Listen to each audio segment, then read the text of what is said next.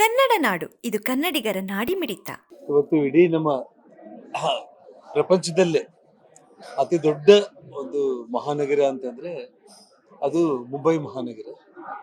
ಮತ್ತು ಆರ್ಥಿಕತೆ ವಿಚಾರದಲ್ಲಿ ತಗೊಂಡ್ರೆ ನಮ್ಮ ಫೈನಾನ್ಷಿಯಲ್ ಕ್ಯಾಪಿಟಲ್ ಆಫ್ ಇಂಡಿಯಾ ಅಂತೇಳಿ ಆರ್ಥಿಕ ರಾಜಧಾನಿ ಭಾರತಕ್ಕೆ ಅಂತ ಕರೆಯಲ್ಪಡುವಂಥ ಮುಂಬೈ ಮಹಾನಗರದಲ್ಲಿ ಮೊಟ್ಟ ಮೊದಲನೇ ಬಾರಿಗೆ ಭಾರತೀಯ ಜನತಾ ಪಕ್ಷ ತಮ್ಮ ಶಿವಸೇನಾ ಜೊತೆ ಸೇರಿ ಇವತ್ತು 122 ಸೀಟ್ಗಳನ್ನು ಕ್ರಾಸ್ ಮಾಡಿ ಅಧಿಕಾರ ಕೈ ಹಿಡಿತಾ ಇರುವಂಥದ್ದು ಈಗಾಗಲೇ ಸ್ಪಷ್ಟವಾಗಿ ಘೋಷಣೆ ಆಗಿರುವಂಥದ್ದು.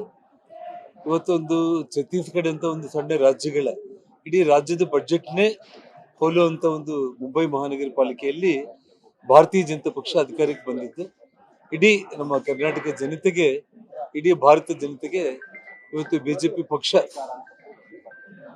ಈ ಮಟ್ಟಕ್ಕೆ ಸಾಧನೆ ಮಾಡಿದ್ದು ಎಲ್ರಿಗೂ ಕೂಡ ಹರ್ಷ ತಂದಿರುವಂತ ಒಂದು ವಿಷಯ. ಈ ವಿಷಯದಲ್ಲಿ ನಮ್ಮ ದೇಶದ ನೆಚ್ಚಿನ ಪ್ರಧಾನಮಂತ್ರಿಗಳಾದ ನರೇಂದ್ರ ಮೋದಿಜಿಯವರ ಆಳ್ವಿಕೆಯನ್ನ ಮುಂಬೈ ಮಹಾನಗರದ ಜನರು ಮೆಚ್ಚಿಕೊಂಡು ಇವತ್ತು ಪಾಲಿಕೆಯಲ್ಲಿ ಬಹುಮತವನ್ನು ಕೊಟ್ಟಿದ್ದಾರೆ.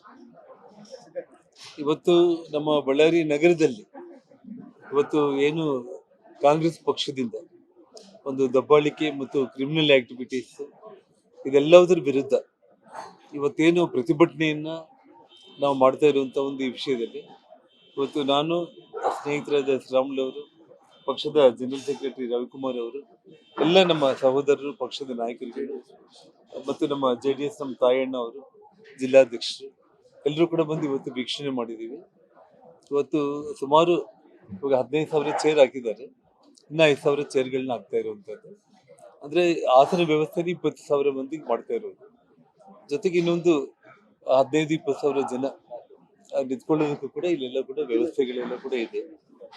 ನಾವು ನಿರೀಕ್ಷೆ ಮಾಡಿರೋದಕ್ಕಿಂತ ಹೆಚ್ಚು ಜನ ಬರ್ತಾ ಇರೋ ಕಾರಣ ಮತ್ತೆ ಸ್ವಲ್ಪ ವ್ಯವಸ್ಥೆಗಳನ್ನ ಕೂಡ ಇನ್ನು ಹೆಚ್ಚಾಗಿ ಮಾಡುವಂತ ಒಂದು ಇದಕ್ಕೆ ನಾವು ಇವತ್ತು ಇಲ್ಲಿಗೆ ಬಂದಿರುವಂತದ್ದು.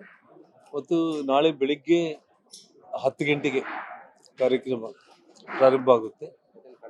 ಆ ಒಂದು ಕಾರ್ಯಕ್ರಮಕ್ಕೆ ರಾಜ್ಯಾಧ್ಯಕ್ಷರಾದ ವಿಜೇಂದ್ರ ಅವರು ಮತ್ತು ನಮ್ಮ ಪ್ರತಿಪಕ್ಷ ನಾಯಕರು, ವಿಧಾನಸಭೆಯ ಪ್ರತಿಪಕ್ಷ ನಾಯಕರಾದ ಸಹೋದರರಾದ ಸನ್ಮಾನ್ಯ R. ಅಶೋಕ್ ಅವರು ಮತ್ತು ವಿಧಾನ ಪರಿಷತ್ ಪ್ರತಿಪಕ್ಷ ನಾಯಕರು ಚಲವಾದಿ ನಾರಾಯಣ ಸ್ವಾಮಿ ಅವರು ಮತ್ತು ಚಿತ್ರದುರ್ಗ ಪಾರ್ಲಿಮೆಂಟ್ ಸದಸ್ಯರು, ಮಾಜಿ ಉಪಮುಖ್ಯಮಂತ್ರಿಗಳಾದ ಗೋವಿಂದ ಕಾರಜೋಳ ಅವರು, ಅದೇ ಒಂದು ರೀತಿ ನಮ್ಮ ಮಾಜಿ ಮುಖ್ಯಮಂತ್ರಿಗಳು ಹಿರಿಯರು ಬಸವರಾಜ ಬೊಮ್ಮಾಯಿ ಅವರು ಮತ್ತು ಇನ್ನ ಅನೇಕ ಮಂದಿ ನಾಯಕರುಗಳು ಸಂಜೆ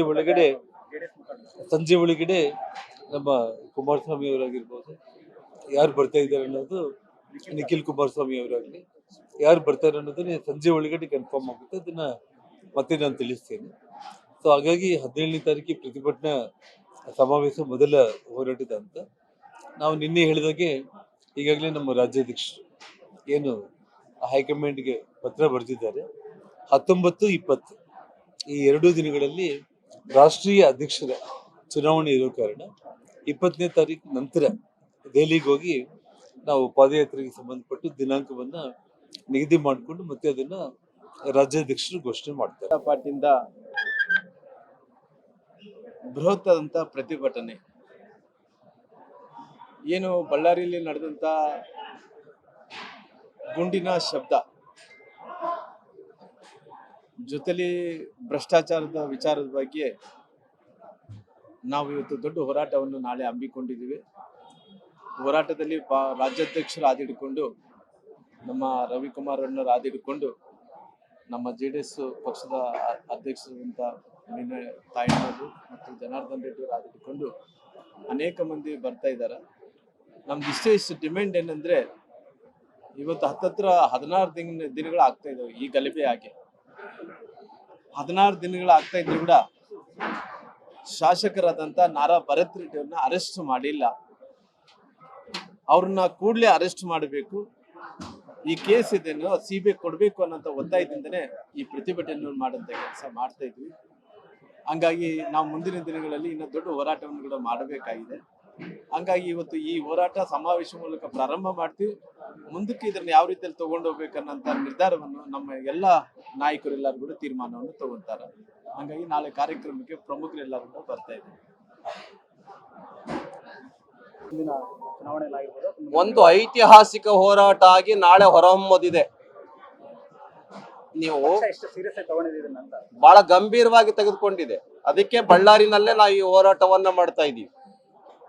ಈ ಹೋರಾಟ ಪ್ರಾರಂಭ, ನಾಳೆಯಿಂದ ಹೋರಾಟ ಪ್ರಾರಂಭ ಆಗತ್ತೆ. ಮುಂದೆ ಅನೇಕ ಹೋರಾಟಗಳನ್ನು ನಾವು ಮಾಡೋರಿದ್ದೇವೆ ಆ ನ್ಯಾಯ ಸಿಗೋವರೆಗೂ. ಮಾಡಿಕೊಳ್ಳಲು ಕೂಡಲೇ ಪಕ್ಕದಲ್ಲಿ ಕಾಣುವ ಬೆಲ್ ಐಕಾನ್ ಕ್ಲಿಕ್ ಮಾಡಿ ನೋಟಿಫಿಕೇಶನ್ ಪಡೆಯಿರಿ.